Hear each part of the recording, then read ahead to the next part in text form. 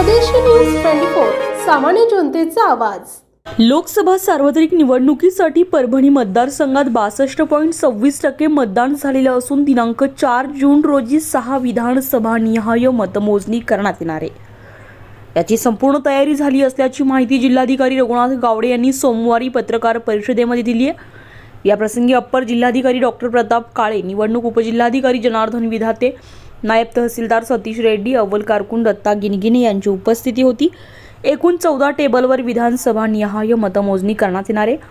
जिंतूर मतदारसंघासाठी मतमोजणीच्या एकूण 31 फेऱ्या होतील। त्या पाठोपाठ परभणीच्या 24, गंगाखेडच्या 31, पाथरीच्या 29, परतूरच्या 25 आणि घनसांगवी मतदारसंघासाठी 26 फेऱ्या होणार आहेत।